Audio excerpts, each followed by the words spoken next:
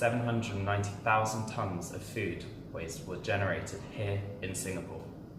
That's equivalent to 146,000 elephants, or even heavier than the tallest building on Earth, the Burj Khalifa in Dubai.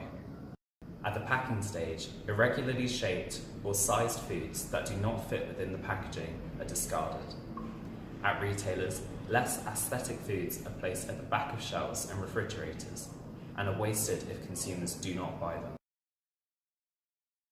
Consumers may throw food out if it is past its sell-by date, goes off, or looks or smells or tastes weird.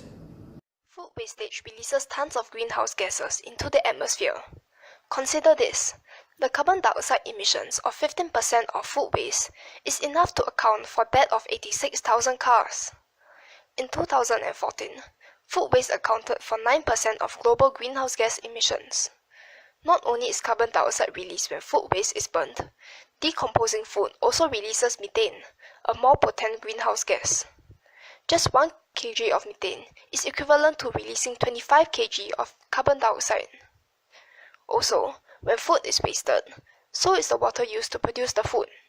These 45 trillion gallons of water could definitely be put to better use in industry or for domestic needs. Other than water, land space, labour, and capital are also wasted. This inhibits the growth of less developed countries, which are largely agricultural. Throwing away food is completely personal. You have to focus on the individual. You can never force anyone to do anything that you are convinced is for the greater good. This must come from the person within. Therefore, awareness is the key. Information through commercials, newspapers, and schools are essential. When the knowledge about food waste is generally spread, the change will come from the people. One easy thing to do in your household is to think one more time about how you store your food. If you store it right, it will last longer.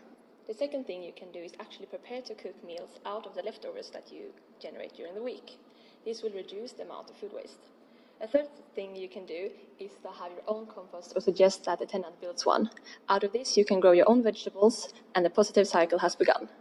For businesses such as manufacturers and distributors, there is a way to minimize the food waste. They can donate their surplus food to the Food Bank Singapore. The food might have lost its commercial value, but it will get a new life. Another approach is to use a secondary market where you can buy food a bit cheaper. To show an international view, Sweden has 2 companies which handle parts of the secondary market of food.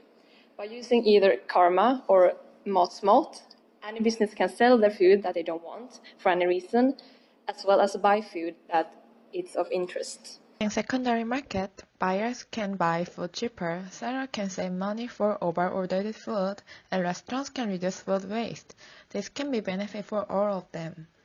This system can be a big help to low-income families who have to spend most of their income for buying food. For government, they can levy tax for food wastage. If people have to pay for it, then they will tend to make less food waste. There will be some opposite options for paying tax because people in Singapore had not paid for food wastage before. So government should monitor for illegal speculations and persuade people that tax will be used in right ways. In South Korea, when they impose tax for food waste, they will use usage-based system. Government built radio frequency identification called RFID-based food waste bin machines in apartments. People can touch their RFID card to the machine, then trash bin will be opened. After they throw away food waste in the bin, the machine will weigh it and charge fees to the people. With this system, food waste can be controlled efficiently, and people can throw food waste easily. Also, people will try to make less food waste in order to pay less tax.